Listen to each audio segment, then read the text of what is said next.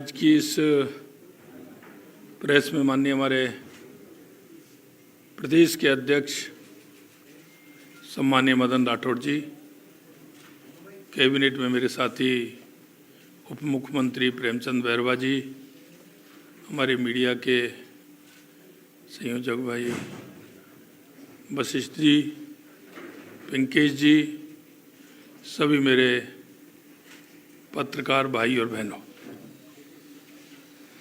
आपने देखा होगा एक विषय है जिसमें चाहे दिल्ली में विपक्ष हो चाहे राजस्थान में विपक्ष हो, जो विपक्ष की भूमिका उनको निभानी चाहिए, विपक्ष उस भूमिका को नहीं निभा पा रहा है।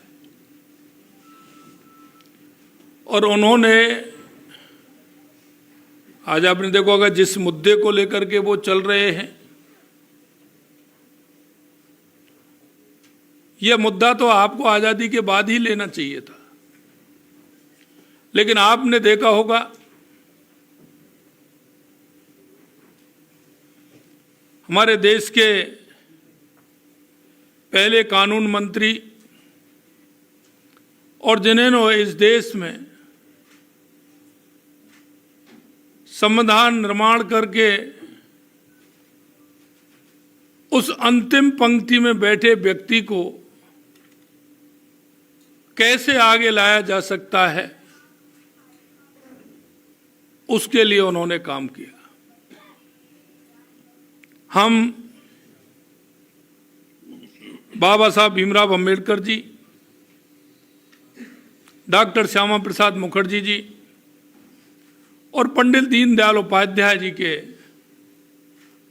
अंत्योदय को लेकर के हमारी पार्टी और हमारी सरकार उसे लेकर के चलती है। और ये सारी बातें मैं आपको इसलिए कहना चाह रहा हूं कि 2014 के बाद देश के यशस्वी प्रधानमंत्री नरेंद्र मोदी जी ने गरीब कल्याण की परिभाषा बदलने का काम किया है। आपने देखा होगा बाबा साहब के विजन को लेकर के हमेशा हम पार्टी के अंदर या केंद्र में हो या किसी प्रदेश में हो, हमारी सरकारें बाबा साहब के अंत्योदय को लेकर के चलती है।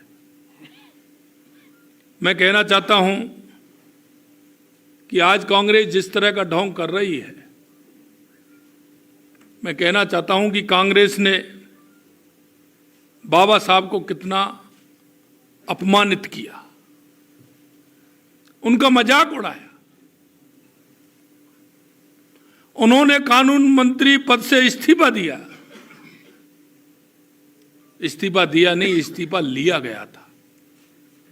मैं कांग्रेस के उन लोगों से कहना चाहता हूं कि जरा वो बाबा साहब के उस इस्तीफे की कॉपी प्रेषित करें। बाबा साहब ने उसमें क्या लिखा, उनकी पीड़ा क्या थी, उनका 1952 का चुनाव कांग्रेस ने टिकट क्यों नहीं दिया, 1954 में भी नहीं दिया। बाबा साहब चुनाव लड़े तो उनका विरोध किया। देश की जनता इन सवालों का जवाब चाहती है। और आपने देखा होगा कि उन्होंने नेहरू,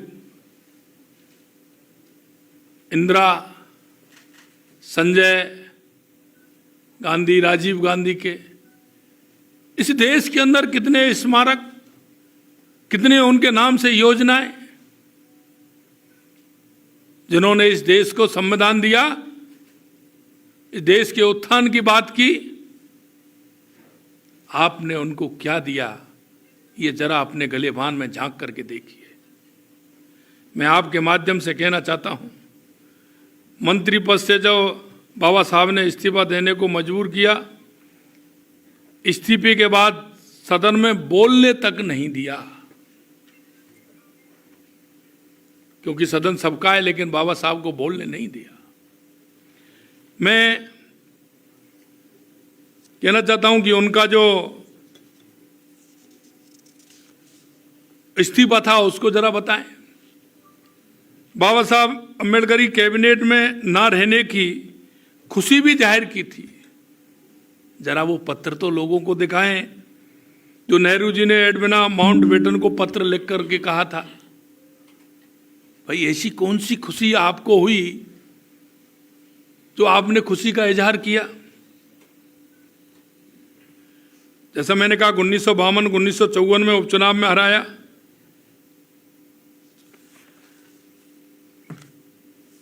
कांग्रेस पार्टी इतने दिन तक शासन में रही, बाबा साहब को भारत रत्न तक नहीं दिया,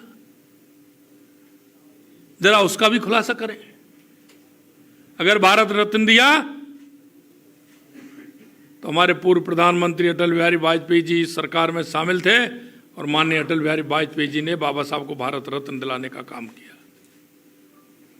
मैं आपसे कहना चाहता हूं, हमारे देश के यशस्वी प्रधानमंत्री नरेंद्र मोदी जी ने सरकार आई तो दिल्ली में अंबेडकर सेंटर बना करके तैयार किया। लंदन में जहां बाबा साहब रहते थे उनकी स्मृति में, उनके जो निवास स्थान है उसकी स्मृति में वहां अंबेडकर हाउस बनाने का काम किया, अंबेडकर स्मृति बनाने का काम किया।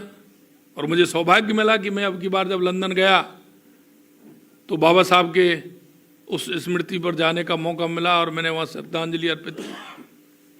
मैं आपसे कहना चाहता हूं, बाबा साहब का एक भी स्मारक कांग्रेस ने नहीं बनाया।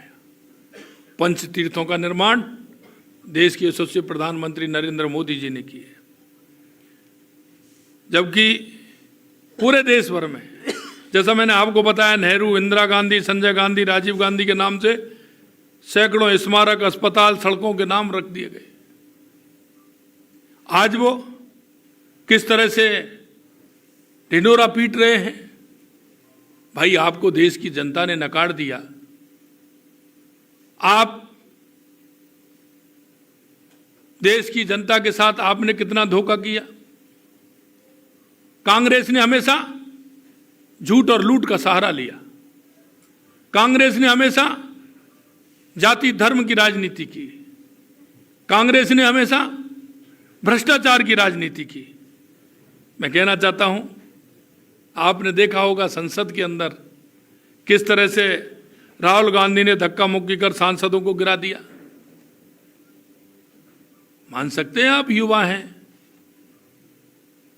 लेकिन उन सांसदों को किस तरह से आपने गिराया, उनको किस तरह से बेइज्जत किया, महिलाओं को बेइज्जत करने का काम किया। मैं कांग्रेस पार्टी से इतना कहना चाहता हूं कि वो कुछ तो शर्म करें। देश के का संविधान जिन्होंने, सामाजिक अधिकार जिन्होंने सशक्त बनाने का काम किया, आप उनके नाम से जिस तरह से काम कर रहे हैं ये ठीक नहीं है। और इसमें अगर आपको करना है तो बाबा साहब देश के महानायक हैं, उनको बीच में लाने की कहां आवश्यकता पड़ रही। लेकिन जिस तरह से कांग्रेस कर रही है, तोड़ मरोड़ करके, माननीय हमारे गृह मंत्री जी के उस भाषण को किस तरह से कर रही है, आपने भी देखा होगा, उससे पहले भी देखा होगा, बाद में भी देखा होगा। लेकिन मैं कहना चाहता हूं कि एक छोटे से अंश को प्रेरित करना ये शर्मनाक बात है। मैं इतना कहना चाहता हूं कि कांग्रेस जिस तरह से, क्योंकि उसके पास कोई मुद्दा नहीं है, कांग्रेस ने कभी देश के विकास की बात नहीं की, अंतिम पंक्ति में खड़े व्यक्ति की बात नहीं की। कांग्रेस हमेशा बात करती है तो जैसा मैंने कहा झूठ और लूट और भ्रष्टाचार की बात करती है, और एक इनकी आदत में आ गया है, कांग्रेस बिना सत्ता के नहीं रह सकती, सत्ता लोलुप है। एन केन प्रकार वो सत्ता को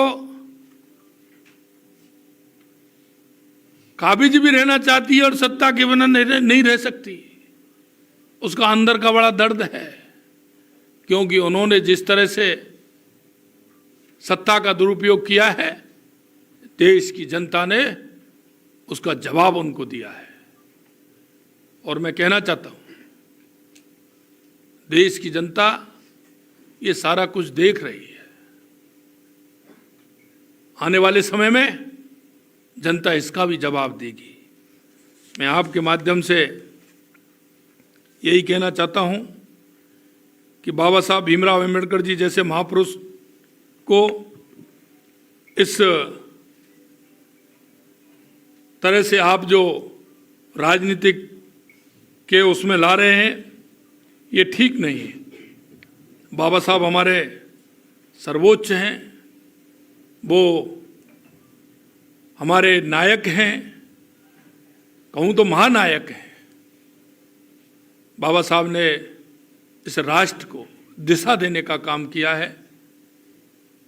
हमारे सामाजिक का जिस तरह से उन्होंने हर व्यक्ति को आगे लाने का काम किया है, निश्चित रूप से मैं उनको नमन करता हूं। और मैं कहना चाहता हूं कि भारतीय जनता पार्टी की सरकार या केंद्र में हो या राज्य में हो, बाबा साहब के बताए हुए रास्ते पर भारतीय जनता पार्टी हमारी चल रही है और हमेशा गरीब उत्थान, गरीब कल्याण के लिए हमारी सरकारें काम करती हैं। और आपने देखा होगा 1 साल के अंदर लगातार हमारी सरकार ने भी जो हमने कहा था उसके लिए हमारी सरकार ने काम किया है। आज के संदर्भ में मैं आप सभी से इतना ही कहना चाहता हूं। आप सभी आए, आप सभी को बहुत बहुत धन्यवाद। नमस्कार, राम राम साहब।